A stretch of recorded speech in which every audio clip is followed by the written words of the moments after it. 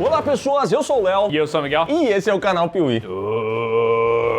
O filme da Freira Maléfica lançou em 2018 e foi um sucesso muito grande para todos os envolvidos no filme e para o canal Piuí também. Exatamente, o canal Piuí que só tá aqui graças a um vídeo sobre o filme A Freira, que deu certo, que as pessoas assistiram e por alguma razão ficaram aqui até hoje. E é justamente por isso, em gratidão, que nós temos a Valak, a Freira. Que Ingratidão? Foi mal. E é justamente pela gratidão que nós temos a Valak, a Freira, que nós acabamos de assistir A Freira 2 e hoje estamos aqui para dar a nossa opinião sem spoilers sobre esse filme. A gente dá muita validade pro filme A Freira porque foi responsável por catapultar o canal Piuí, mas a verdade mesmo é que quem importa pra gente é vocês que deixam um like em todos os vídeos. Muito obrigado. Mas vocês que não deixam, espero que vão pro inferno. Pode?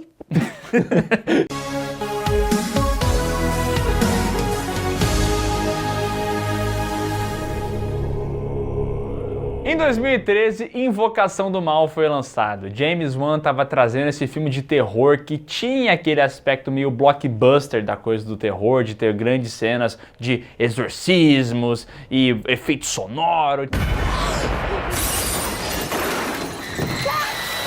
Tinha aquela parada grandiosa, mas ao mesmo tempo também podia agradar o pessoal que era cult. Mas o que ele entendeu é o seguinte: para ganhar dinheiro tem que agradar o povo, tem que fazer filme de terror que seja popular. E assim ele instaurou o Invocaverso, que está lotado de filmes que tem bonecos do mal, freiras do mal, pessoas do mal e muito mal em cima de mal. Ixi, só de ouvir falar dá até um arrepio, cê é louco. E vários desses filmes fizeram um sucesso absurdo, gerando bilheterias gigantescas e virando referência quando o assunto é fazer grana com filme de horror. Passa o Pix. E um dos principais destaques, se não o principal de todo esse universo, foi justamente o filme A Freira, que estreou e se tornou um fenômeno mundial, apesar de ter recebido muitas críticas negativas. Entretanto, a gente sabe que o que impera é a grana.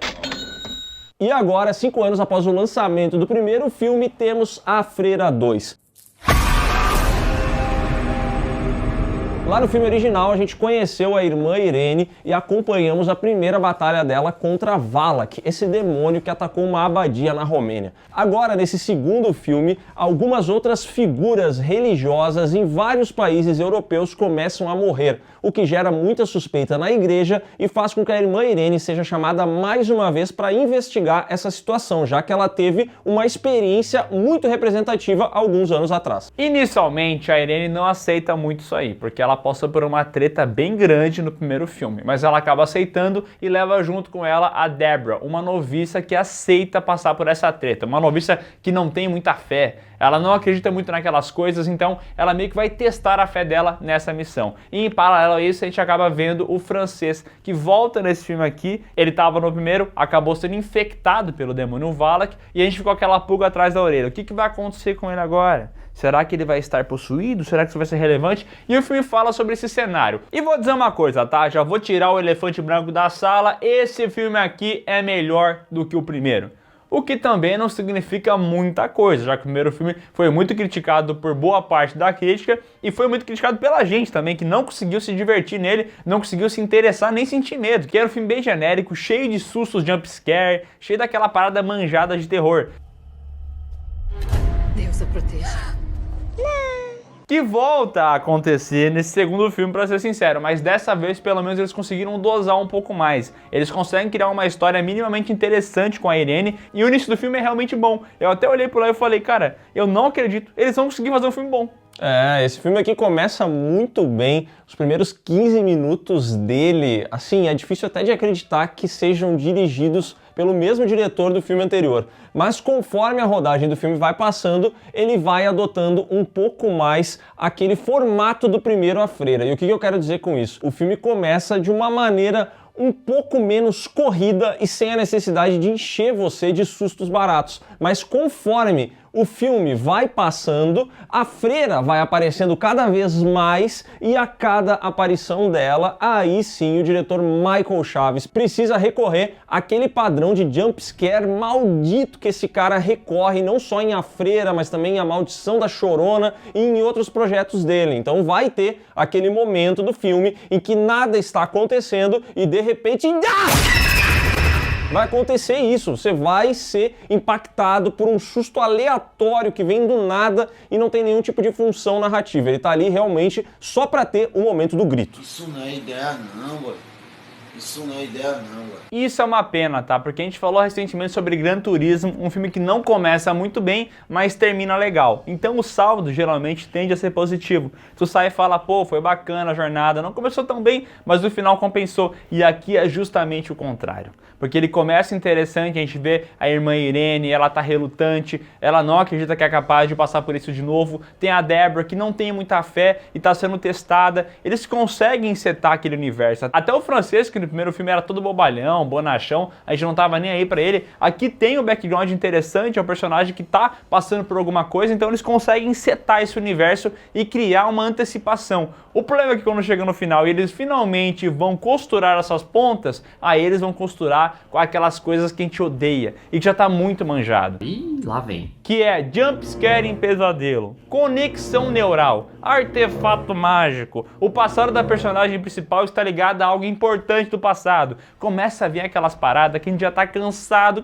de ver, sabe? O início do filme é bem promissor, assim, eu acho que ele seta bem um ambiente diferente do que o primeiro nos apresentou. É uma situação um pouco mais macro, eu diria, que não fica tão restrita a uma abadia como acontecia lá no primeiro. Ele tem algumas cenas de morte que são mais impactantes também para quem gosta. Obviamente não é um filme com muito gore, que vai esfregar as coisas na sua cara, mas ele tem algumas cenas interessantes que mostram alguns personagens morrendo. Entretanto, tudo isso vai dando lugar ao velho lugar comum do Invocaverso. Então a gente vai ter sim artefatos mágicos, a gente vai ter sim um personagem que vai surgir, que vai explicar toda a situação, a gente vai ter flashback, a gente vai ter toda essa parte mais manjada da história que, ao meu ver, faz com que esse filme se torne repetitivo conforme o tempo dele vai passando. Ele começa com cara de algo novo e diferente, mas quanto mais os minutos se passam, mais a gente percebe que de fato é a continuação daquele filme que a gente assistiu e ele vai seguir aquele mesmo padrão de sustos manjados. Nossa, eu tô tremendo de medo. Olha aí como eu tô tremendo de medo. Ai, meu Deus do céu. E assim, o título do filme é A Freira 2. A gente vai ver novamente a Freira e é muito curioso o que o Lau comentou antes, porque eu concordo. Os momentos que aparecem a Freira são os piores momentos do filme, entendeu? Eu prefiro muito mais ver a personagem Irene enfrentando ali alguns problemas diários dela, o Francês ali tentando lidar com a questão da possessão dele, do que quando aparece a Freira, essa figura, porque o susto dela já tá muito manjado. A gente viu a Freira em A Vocação do Mal 2, a gente viu a Freira no primeiro A Freira. Então esse susto dela, com um grito alto, com a boca aberta, com os dentes aparecendo, eu já vi tantas vezes isso que não me impressiona mais. Bravo! Uau! E só para não ficar batendo muito no filme, eu acho que pelo menos o Michael Chaves mostra uma certa evolução enquanto diretor, especialmente no início do filme, porque ele consegue criar esses momentos, ele consegue criar personagens mais interessantes, tem cenas de susto que não são tão manjados assim, tem um segmento envolvendo uma revista que eu acho que rolou um uso interessante de corte e tal, o momento do susto, então ele é um filme que mostra que o Michael Chaves evoluiu enquanto diretor. Não é um filme desgraçado do nível A Maldição da Chorona, né? Bateu uma salva de palma aqui pro profissional.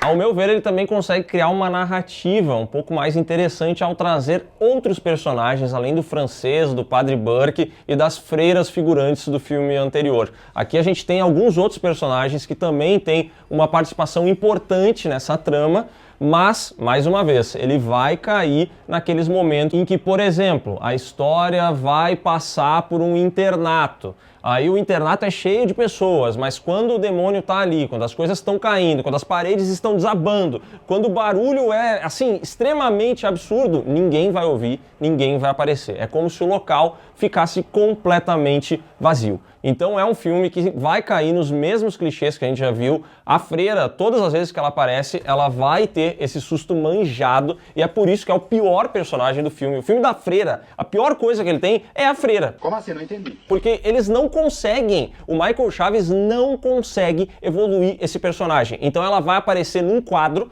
como a gente já viu ela aparecendo 50 vezes nesses filmes. Eles vão repetir aquele take de Invocação do Mal 2, que a freira aparece naquele corredor com paredes, de papel de parede, tá ligado? Isso. Eles vão repetir a mesma cena, cara, a mesma cena. Porra, de novo! É um filme que acaba se tornando repetitivo, e eu concordo, o Michael Chaves evoluiu dos filmes anteriores para esse, mas ele ainda mostra uma limitação muito grande, especialmente quando ele não consegue desenvolver o principal personagem do filme dele, que se tornou uma caricatura de si. Então a freira deixou de ser aquela figura amedrontadora, e eu vou dizer que tem até um outro personagem, uma outra criatura nesse filme que acaba sendo mais interessante do que a própria freira, apesar de ter pouco tempo de tela. E provavelmente, se ela tivesse mais tempo de tela, o Michael Chaves não saberia o que fazer com ela. É verdade. Aliás, essa nova figura que o Lau tá comentando aí, olha, se der dinheiro esse filme aqui, já espere um spin-off, tá? Porque essa saga é muito famosa por fazer isso aí. Pega e tenta colocar um monte de personagem, se algum tiver atração, se algum ficar popular na internet, aí o pessoal pensa, bora fazer um spin-off. Não sei se vai rolar com esse personagem apresentado aqui, mas eu sei que é a freira que é tratada no filme. Eu não aguento mais. Eu só quero que eles parem de fazer filme da freira. Pelo amor de Deus, não faça uma trilogia disso aqui, porque não tem pra onde ir, cara. Chega! O início do filme é bacana, eu gostei, eu me impressionei, mas a verdade é que da metade pro final, pra mim, é a mesma coisa que eu já vi antes. É o mesmo filme de 2018. E aí acontece o que também vem acontecendo com os filmes de Invocação do Mal, né? O Invocação do Mal 3 foi dirigido pelo Michael Chaves, também tem aqueles momentos em que parece que Ed e Lorraine Warren têm superpoderes, e isso está aqui novamente. Então, da metade pro fim, Vingadores cristãos, batalhas incríveis contra a freira, coisas completamente malucas que, pra mim, saem do horror e acabam se tornando já uma mistura de aventura com fantasia, entendeu? Soluções muito fáceis que o roteiro traz para acabar com problemas muito grandes. Ele constrói grandes problemas, isso aqui é uma ameaça tenebrosa, não sabemos como derrotar isso, e vai acabar do jeito mais banal do mundo, como a gente já viu várias outras vezes. Então, na minha visão, A Freira 2 é sim melhor do que o primeiro filme. Eu acho que vai fazer sucesso. Eu acho que quem gostou do primeiro filme, ou quem gosta de filmes com mais jumpscare, desse horror que tem mais sustos, entendeu? Vai se divertir com A Freira 2. Eu realmente acredito nisso. Mas a grande realidade é que é mais do mesmo. Um pouquinho melhor. Eu achei que fosse ser pior. Então, pra mim, a surpresa foi positiva. Tá bom.